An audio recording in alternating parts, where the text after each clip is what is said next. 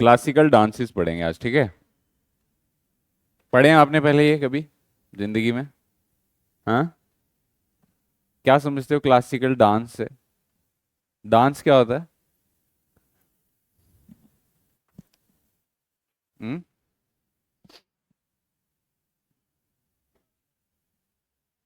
क्या होता है नाचना? मतलब बता दिया, मीनिंग नहीं बताया करो मेरे को। नाचना मतलब?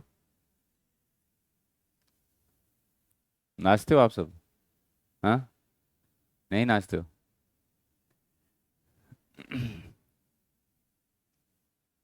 देखो, इंडिया में डांस, अगर हम हमारे कल्चर को देखें तो यहाँ पे जैसा डांस किया जाता है, क्लासिकल डांसेस जिनको हम बोलते हैं, उसको उसके लिए जो वर्ड है वो नाट्यम वर्ड का यूज किया जाता है।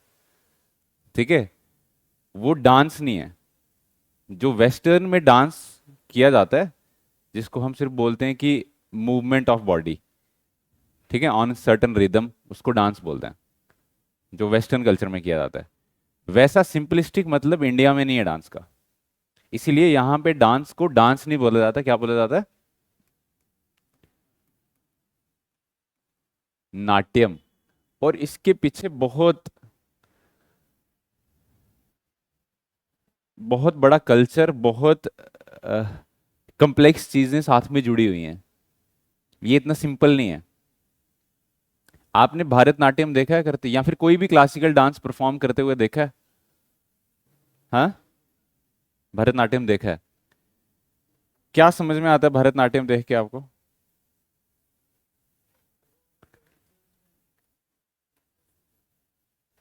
कल्चर से रिलेटेड होता है।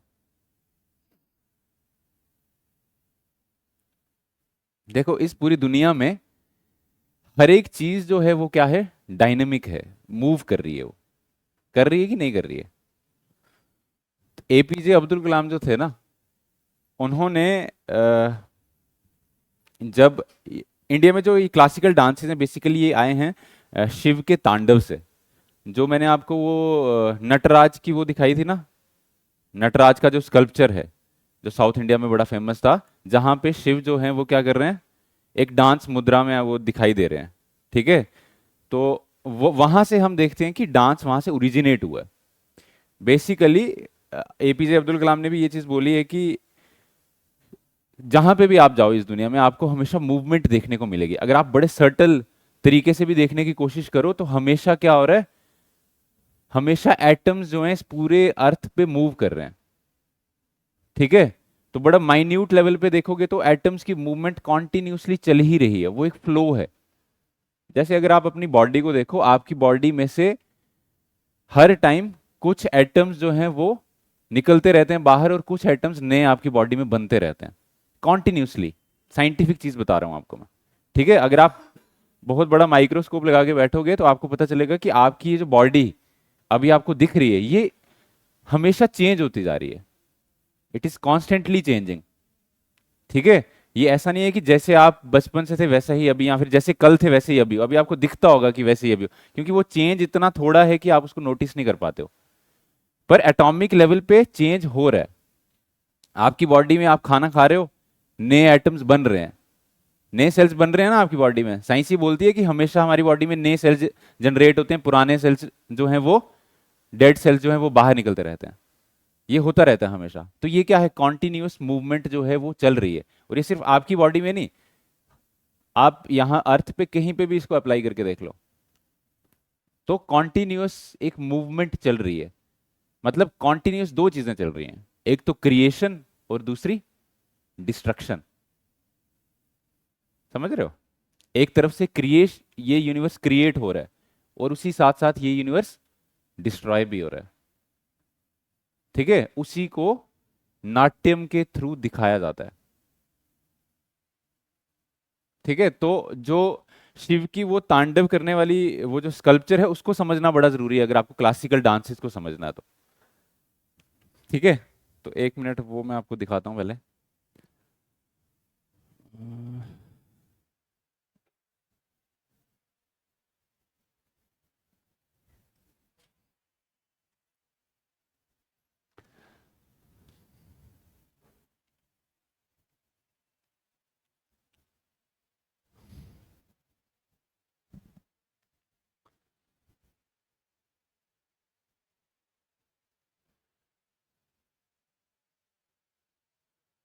ठीक है, ये दिस इज नटराज। ये जूम नहीं होगा क्या? कहाँ पे? अच्छा ये, हाँ, ये नटराज का स्कल्पचर है। ठीक है, इसको हम बोलते हैं एपिटोम ऑफ डांस। ठीक है, इससे बड़ा डांस नहीं है कोई। अब यहाँ पे क्या सिग्निफिकेंस है इस डांस की? ये डांस का मतलब सिर्फ डांस नहीं है कि प्लेजर के लिए डांस नहीं हो रहा है यहाँ पे, मजे लेने के लिए डांस नहीं हो रहा है ये डांस कुछ सिग्निफाई कर रहा है। क्या सिग्निफाई कर रहा है? देखो, यहां पे एक हाथ में आपको क्या दिखाई दे रहा है? डमरू दिखाई दे रहा है इस हाथ में। ठीक है, और इस हाथ में, यहां पे ये थोड़ा फोटो पूरा आया नहीं है, इस हाथ में अग्नि है, फायर। ठीक है, यहां पे इस पांव के नीचे, ये मैंने आपको एक राक्षस बताया था अपस्मारी का, ये राक्षस है। ठीक है, अब इसकी क्या सिग्निफिकेंस है वो मैं आपको बता दूं। तो यहां पे बेसिकली हो क्या रहा है, ये शिव जो हैं उनके एक हाथ में डमरू है। डमरू सिग्निफाई करता है क्रिएशन को। किसको सिग्निफाई करता है? Creation of the universe. ठीक है, उसको सिग्निफाई करता है डमरू। और फायर क्या सिग्निफाई करती है? Destruction of the universe. Fire में कोई भी चीज डालते हो तो वो क्या हो जाती है? डिस्ट्रक्ट हो जाती है। तो फायर सिग्निफाई कर रही है डिस्ट्रक्शन ऑफ द यूनिवर्स, और डमरू क्या सिग्निफाई कर रहा है? Creation of the universe. और ये राक्षस अप्समारी का जो पांव के नीचे है, ये क्या सिग्निफाई कर रहे हैं कि शिव, ये है इग्नोरेंस। क्या है? It is the wheel of ignorance, आपका अज्ञान। तो जब आप अज्ञान को दबा दोगे अपनी लाइफ में, तो आपको यह सब देखने को मिलेगा कि कैसे क्रिएशन हो रही है और कैसे डिस्ट्रक्शन हो रही है। ये अल्टीमेट नॉलेज है, समझ रहे हो? इसलिए मैं बोल रहा हूं कि जो इंडिया में क्लासिकल डांस है उसका मतलब नाचना नहीं है। ठीक है, उसका बहुत गहरे मतलब है। अगर सिर्फ भारतनाट्यम में आपको समझाने को बैठूं तो महीना एक भारतनाट्यम ही पढ़ सकते हैं हम, इतना डेप्थ में है वो। ठीक है, तो और देखो यहां पे जो ये कान में कुंडल हैं इनके, ये दोनों अलग अलग कुंडल हैं, ये सेम कुंडल नहीं है। तो एक कुंडल जो है ये दिखाता है कि ये फीमेल्स जो कुंडल पहनती है, एक वो है, और दूसरा वो है जो मेल्स पहनते हैं। ठीक है, तो यहां पे दिखाते हैं कि ये जो शिव हैं, ये शिव कोई मेल या फीमेल नहीं है, ये दोनों को सिग्निफाई कर रहे हैं, फेमिनिन साइड और मैस्कुलिन साइड, दोनों को सिग्निफाई कर रहे हैं। तो डांस के दो, जो नाट्यम है उसके दो कंपोनेंट होते हैं, तांडव और लास्य। तांडव का मतलब होता है मैस्कुलिन कंपोनेंट, जहां पे आप जो है एग्रेशन दिखाते हो, और लास्य होता है सॉफ्ट कंपोनेंट, जहां पे इमोशन दिखाया जाता है। ठीक है, इन दोनों से मिला के नाट्य बनता है। ठीक है, सिर्फ इन दोनों से मिला के नहीं, जब शिव और शक्ति का दोनों का मिलन होता है, और जब क्रिएशन एक साथ हो रही है, डिस्ट्रक्शन एक साथ हो रही है, और इग्नोरेंस को आप दबा रहे हो, उस टाइम पे जो बनता है उसको नाट्यम बोलते हैं हम। समझ रहे हो? ये क्लासिकल डांस की सिग्निफिकेंस है। ठीक है, तो क्लासिकल डांस समझ में आ गए? ठीक है, स्टार्ट कहां से हुआ? तो भरत मुनि थे एक एंशिएंट इंडिया में, उन्होंने नाट्य शास्त्र लिखा। क्या लिखा? नाट्य शास्त्र। और नाट्य शास्त्र लिखा जब उन्होंने, तो उसमें उन्होंने ये सब चीजों को सिग्निफाई किया कि नाट्य क्या है। ठीक है, उसके अलग अलग कंपोनेंट्स क्या हैं। अब ह्यूमन लाइव्स में इमोशंस की बड़ी इंपॉर्टेंस मानते हैं हम, है ना? तो बहुत सारे इमोशंस होते हैं, जैसे लव, केयर, फेयर। ठीक है, ये सब इमोशंस हैं। तो हर इमोशन जो है, इसको इमोशन को रस बोला गया। ठीक है, इमोशन क्या है? रस है। तो ये इमोशन को दिखाने का, एक्सप्रेस करने का एक तरीका है नाट्य। ठीक है, तो अलग अलग रस इसमें दिखाए जाते हैं, जैसे श्रृंगार रस, जैसे रौद्र रस। ठीक है, तो अलग अलग रसों को दिखाता है ये डांस। ठीक है, समझ गए? तो ये जो नाट्यम है तीन चीजों को मिला के बनता है। कौन कौन से? एक है नृत्य। क्या है? नृत्य। नृत्य का मतलब होता है कि मूवमेंट ऑफ द बॉडी, उसको नृत्य बोलते हैं। और एक होता है नाट्य। नाट्य होता है एक्सप्रेशन के साथ, ठीक है। और नाट्य और नृत्य को मिला के बनता है नृत्य, जिसको नाट्यम बोला जाता है। समझ रहे हो? चलो थोड़ा सा क्लासिकल डांसेस के बारे में लिख लो, उसके बाद फिर एक डिस्कस करेंगे।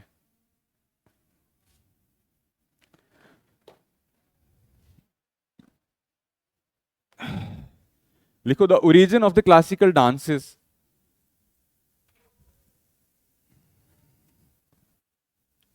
The origin of the classical dances can be traced to a mythological story. The origin of the classical dances can be traced to a mythological story where where Lord Brahma created fifth Veda. Where Lord Brahma created fifth Veda.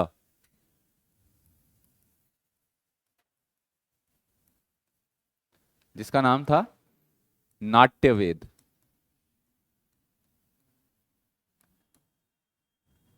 Where Lord Brahma created fifth Veda known as नाट्यवेद। ठीक है। और ये वेद बनाया कैसे? जो existing चार वेद थे उनसे चार चीजें ली। एग्जिस्टिंग चार वेदों से क्या किया? चार चीजें ली और उनसे पांचवा वेद बनाया। ठीक है। तो ऋग्वेद से क्या लिया? पाठ्य। पाठ्य मतलब वर्ड्स, ठीक है। यजुर्वेद से क्या लिया? अभिनय। अभिनय मतलब एक्सप्रेशन, ठीक है। सामवेद से लिया गीत, म्यूजिक। और अथर्ववेद से लिया रस, इमोशन। तो ये चार चीजों को मिला के नाट्यवेद बनाएगा, ठीक है।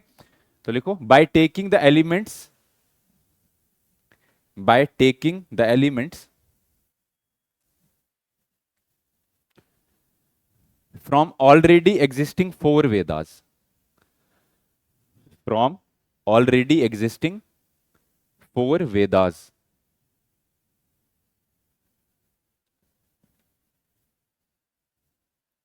फर्स्ट लिखो पाठ्य फ्रॉम ऋग्वेदा। पाठ्य ब्रैकेट में लिखना वर्ड्स, PATHYA, पाठ्य फ्रॉम ऋग्वेदा, YA, पाठ्य फ्रॉम ऋग्वेदा। ब्रैकेट में वर्ड्स लिख लेना, ठीक है, बाद में भूल जाओगे पाठ्य क्या था। दूसरा लिखो अभिनय। अभिनय, अभिनय ब्रैकेट में ABHINAYA, अभिनय। ब्रैकेट में लिखना एक्सप्रेशन।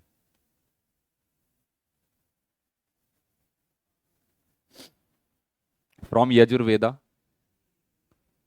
फ्रॉम यजुर्वेदा। थर्ड लिखो गीत, ब्रैकेट में लिखो म्यूजिक। म्यूजिक फ्रॉम सामवेद,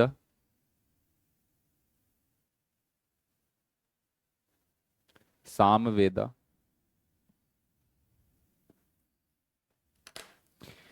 और फोर्थ लिखो रस। रस मतलब इमोशन, इमोशन फ्रॉम अथर्ववेद।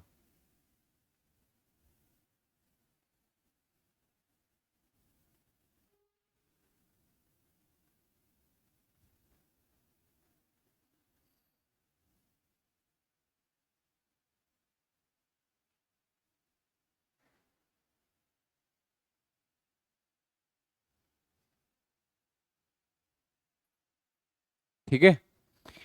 रस, इमोशन फ्रॉम अथर्ववेद, ठीक है। नेक्स्ट पॉइंट लिखो this knowledge, this knowledge was passed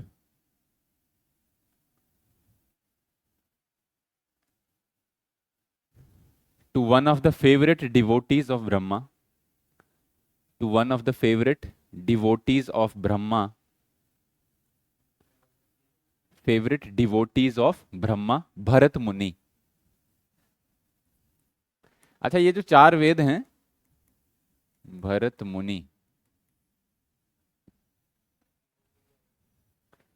Bharat मुनि ऑफ ब्रह्मा। ये जो चार वेद हैं इसमें सबसे इंपॉर्टेंट वेद कौन सा है हिंदुइज्म के हिसाब से? हाँ, ऋग्वेद इंपॉर्टेंट है सबसे ज्यादा। यजुर्वेद क्यों?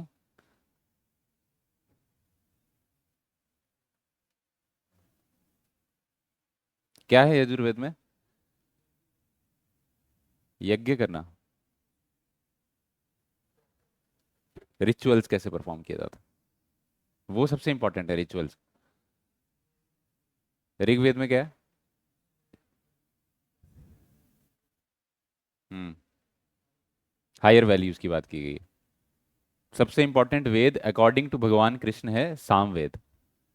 ठीक है, भगवान कृष्ण ने गीता में बोला है कि वेदों में मैं सामवेद हूँ। क्यों? क्योंकि सामवेद में वेदों के मंत्रों को गाया जाता है, तो वो सुनने में बहुत अच्छा लगता है, प्लीजिंग लगता है, उससे माइंड आपका शांत हो जाता है एकदम। इसलिए वेदों में सामवेद सबसे इंपॉर्टेंट है। किसने गाया था सामवेद को? एक ऋषि का नाम बताया था मैंने जब आपको वेद पढ़ाया था। हाँ, उदगतर। ठीक है, ठीक है। लिखो as such. Next point, as such on the instructions of Lord Brahma. As such on the instructions of Lord Brahma Bharat Muni wrote Natya Shastra. On the instructions of Lord Brahma Bharat Muni wrote Natya Shastra. Wrote लिखा, नाट्य शास्त्र।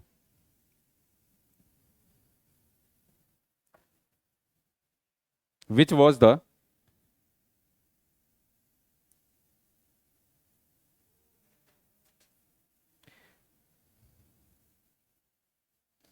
which was the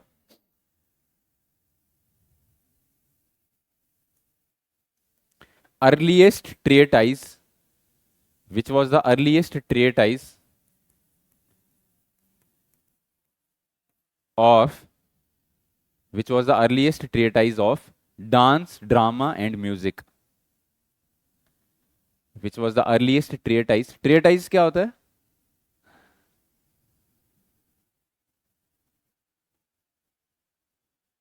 Hmm? Which was the earliest treatise of dance, drama and music? क्या होता है treatise? अच्छे से?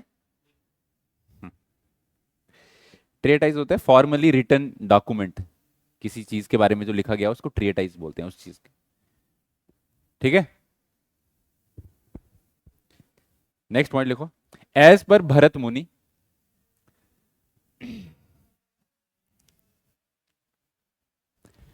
As per Bharat मुनि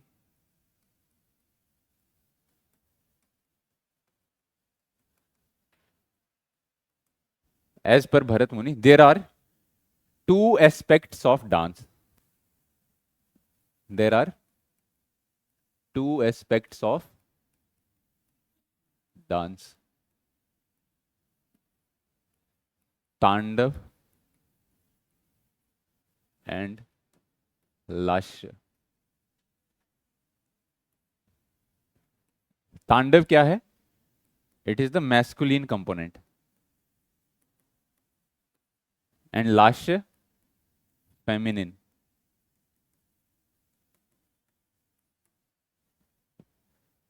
ठीक है, तो मैस्कुलिन कंपोनेंट की क्या खास बातें होंगी?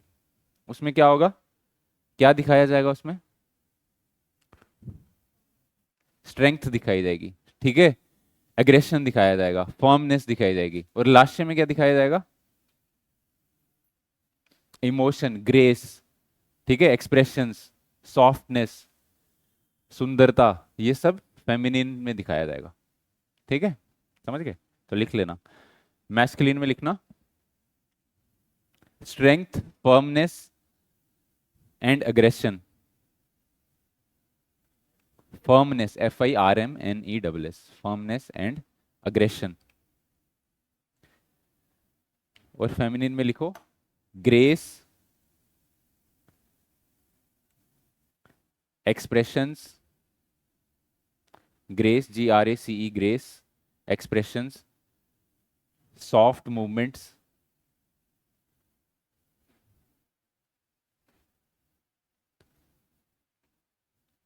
हम बस इतना ही लिखो, ठीक है। एंड देर आर थ्री, उसके बाद लिखो next point, there are three elements of dance. Dance के तीन एलिमेंट्स होते हैं। कौन कौन से? अभी बताया मैंने आपको। एक नृत्य, दूसरा नाट्य, और फिर तीसरा नृत्य। नृत्य, नृत्य प्योर डांस मूवमेंट है, ठीक है। नाट्य में एक्सप्रेशंस है, ड्रामा है, और नृत्य एक्सप्रेशन और मूवमेंट दोनों को मिला के बनता है, ठीक है। तो नृत्य क्या है? Pure dance movements.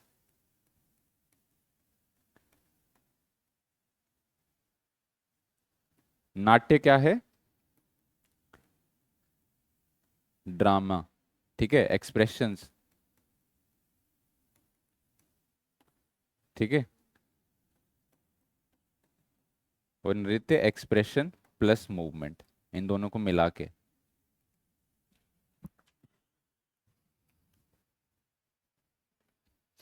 ठीक है।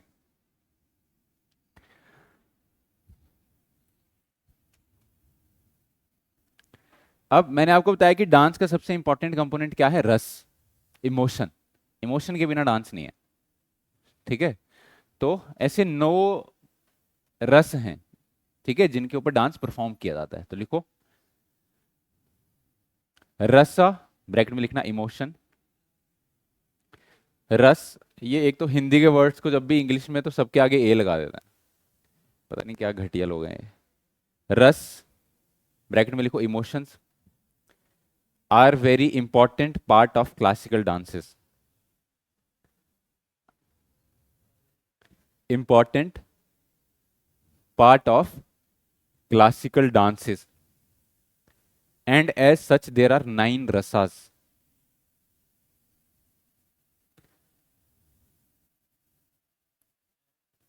And as such there are 9 rasas. तो ऐसे 9 रस हैं। फर्स्ट लिखो श्रृंगार। श्रृंगार, SHRINGAR। श्रृंगार का मतलब, श्रृंगार क्या डिपिक्ट करते हैं? हाँ, SHRINGAR, श्रृंगार क्या डिपिक्ट करता है? श्रृंगार, हाँ, लव, ठीक है। दूसरा लिखो हास्य, HASYA, हास्य। हास्य क्या डिपिक्ट, हास्य का मतलब ह्यूमर। थर्ड लिखो रौद्र, RAUDRA, रौद्र। ब्रैकेट में लिखो फ्यूरी, रौद्र, फ्यूरी, FURY। फोर्थ लिखो कारुण्य, KARUNYA, कारुण्य। कारुण्य किसको बोलते हैं? हाँ, ट्रेजिडी, ट्रेजिडी हो जाए जब कारुण्य स्थिति बोलते हैं उसको, ट्रेजिडी। नेक्स्ट लिखो विभात्सा, विभात्सा, BIBHATSA, विभात्सा। विभात्सा मतलब डिसगस्ट, विभात्सा। नेक्स्ट लिखो भयानक, भयानक, BHAYANAK, भयानक मतलब हॉरर, भयानक, हॉरर, डरावना। नेक्स्ट लिखो वीर, वीर रस, वीर मतलब करेज, करेज। नेक्स्ट लिखो अद्भुत, अद्भुत, अद्भुत क्या होता है? वंडर, अमेज हो जाता है जिसको इंसान देख के, वो भी तो इमोशन है। अद्भुत, ब्रैकेट में लिखना वंडर और अमेजमेंट। लास्ट लिखो शांति, शांति, पीस, ठीक है। कल ये रिवाइज करके आना, ठीक है? लव, ठीक है। तो अब कल से स्टार्ट करेंगे डांस फॉर्म्स जो है, भरतनाट्यम, कुचिपुड़ी, ये सब।